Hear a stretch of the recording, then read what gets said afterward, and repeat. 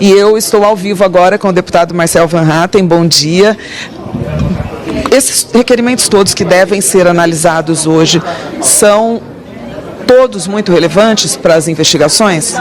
Alguns são relevantíssimos, inclusive a convocação do Lulinha, que eu estou pedindo hoje, saiu na imprensa, uma mesada de R$300 mil por mês, que ele teria recebido ao longo de todo esse período em que se roubou o aposentado no Brasil. Então a gente vê mais um parente do Lula, presidente da República, implicar nesse escândalo, e outros são uma patifaria. Essa questão do governador Romeu Zema é um absurdo. Ele é uma pessoa proba, honesta, não tem nada a ver com a administração da Zema Financeira desde 2018, e isso é só para desviar o foco aqui.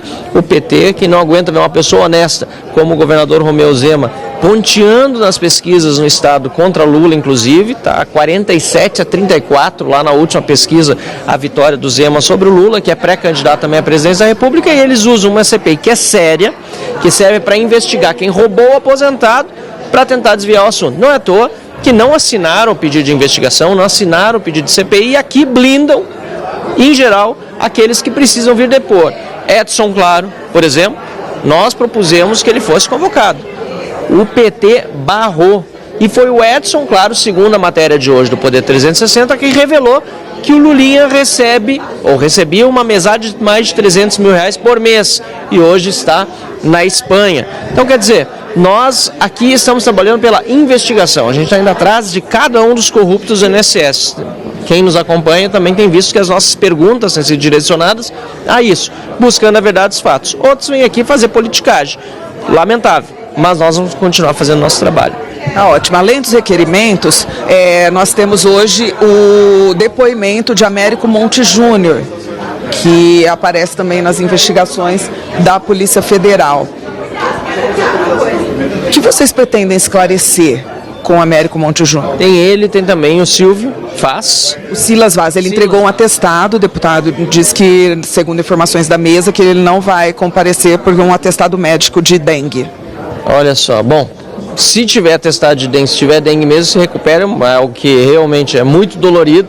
Sei de pessoas que passaram, nunca tive isso, mas de qualquer maneira ele precisa dar explicações para o Brasil sobre o envolvimento do Instituto Terra e Trabalho nesse escândalo todo, até porque ele teria comprado um avião por R$2,5 milhões, enquanto mora numa área extremamente humilde aqui do Distrito Federal, recebendo auxílio emergencial. Então, quer dizer, a história não fecha. Mesma coisa sobre o Américo. Nós precisamos chegar realmente aos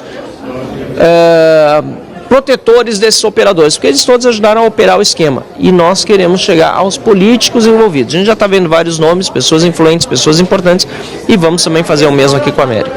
Agradeço a sua participação, bom dia, bom trabalho.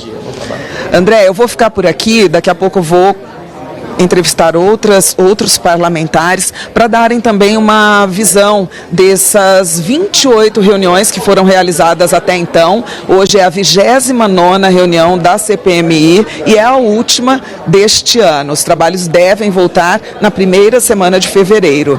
André. Combinado, Tiziane. Agora sim vamos ter aquela reportagem sobre o acúmulo de cargos de professor com outro cargo no serviço público. A proposta garante que as duas remunerações não sejam somadas e submetidas ao teto salarial do serviço público, possibilitando uma renda maior para o servidor. O piso salarial nacional dos professores hoje é de R$ 4.868. E para os senadores, permitir o aumento formal desta renda é fundamental. A proposta corrige distorções históricas e permitir a acumulação remunerada de um cargo de professor ou outro qualquer natureza, garantindo segurança jurídica e reconhecimento a esses profissionais da educação. Eu ontem vi no meu estado, no Espírito Santo, um edital de concurso para professor, senador Zequinha, com a titulação maior de doutorado, R$ 3.200. Essa é a realidade que os professores enfrentam. Então, se ele não tiver a possibilidade de acumular um cargo, ora, como que vai ter qualidade de vida? A CCJ aprovou também substitutivo ao projeto de lei que propõe regras para a fiscalização das chamadas emendas PIX, que são encaminhadas aos estados, municípios e órgãos federais, sem detalhar sua aplicação. De acordo com a proposta, os tribunais de contas dos estados e da União vão ter mais autonomia para garantir a transparência do uso dos recursos das emendas parlamentares. O ponto possivelmente mais importante do substitutivo é o estabelecimento de padrões rigorosos de transparência aplicáveis à totalidade das modificações realizadas pelo Legislativo ao orçamento de todos os entes. Aqui se elimina pela raiz o orçamento secreto. As emendas de transferências especiais e consideradas emendas PIX, ela veio para dar agilidade. Só que alguns gestores e até parlamentares estavam usando de outra maneira e alguns começou a se fazer a aplicação indevida. O projeto verdadeiramente é muito meritório e impõe nossos limites, deixa as regras claras do jogo e, fundamentalmente, nós deixamos de ser, de alguma forma, subjugados por outro poder, que como se nós destinássemos emendas, isso fosse algum tipo de delito. O senador Marcos Rogério destacou que regras mais claras vão garantir o uso adequado dos recursos por parte dos municípios. O instrumento é bom, é eficiente. Muitos municípios, né, o gestor, de forma até desonesta com os parlamentares, você mandava o recurso, né, pactuado para uma finalidade e simplesmente o gestor, porque é um recurso livre, ele fazia o que bem entendia. E realmente isso ficava num ambiente, em razão de alguns mal intencionados ou que praticaram desvio de finalidade, acabou gerando toda essa celeuma, todo esse problema. A Comissão de Constituição e Justiça aprovou também um projeto que restringe a progressão de pena para condenados por violência contra crianças e adolescentes. O texto altera a Lei de Execução Penal e estabelece que condenados por esses crimes só poderão progredir de regime quando tiverem cumprido ao menos 50% da pena. Hoje, a lei permite a progressão a partir do cumprimento de 25% da sentença. Dados do Instituto de Pesquisas Aplicadas, o IPEA, mostram que 99 mil crianças e adolescentes foram vítimas de homicídio no Brasil nos últimos 10 anos. A criação da Política Nacional de Segurança dos Povos Indígenas foi aprovada pela Comissão de Direitos Humanos. O projeto, que define as competências de vários órgãos do Estado com relação ao combate à violência contra os povos indígenas, vai agora à Comissão de Segurança Pública e, em seguida, à Comissão de Constituição e Justiça.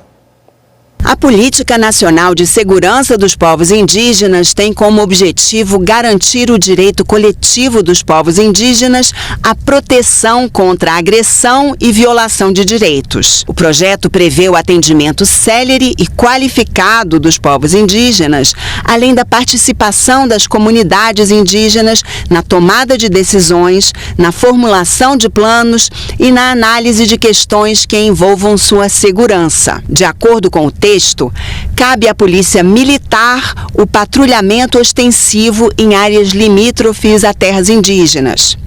A Polícia Federal, a apuração de infrações penais contra os povos indígenas. A SESAI, Secretaria Especial de Saúde Indígena do Ministério da Saúde, é responsável pela proteção à saúde dos povos indígenas. A FUNAI, Fundação Nacional do Índio, tem poder de polícia nas terras indígenas. E o IBAMA, Instituto Brasileiro do Meio Ambiente e dos Recursos Naturais Renováveis, tem poder de polícia ambiental. A relatora destacou o caráter democrático da proposta. Longe de adotar um tom condescendente e paternalista, ela traz entre suas diretrizes a participação das comunidades indígenas na tomada de decisões, na formulação de planos e na análise de questões que envolvam sua segurança. Prevê ainda que os povos e comunidades indígenas indígenas participe dos mecanismos de monitoramento e de avaliação das ações implementadas. O envolvimento direto dos destinatários tende a contribuir para que a proposta aqui apresentada possa efetivamente sair do papel e produzir efeitos práticos com maior transparência na alocação e na execução de recursos, programas e ações. E a autonomia econômica dos povos indígenas foi tema de audiência pública ontem, na Comissão de Constituição e Justiça. Os debatedores defenderam a proposta de emenda à Constituição que garante aos povos indígenas o direito de produzir e comercializar seus próprios produtos. O texto atual da Constituição limita a autonomia econômica dos povos indígenas, ao não reconhecer o direito de produzir e comercializar seus próprios produtos. Em audiência pública, a Comissão de Constituição e Justiça debateu uma proposta de emenda à Constituição, que permite a essa parcela da população o direito de desenvolver e vender suas mercadorias.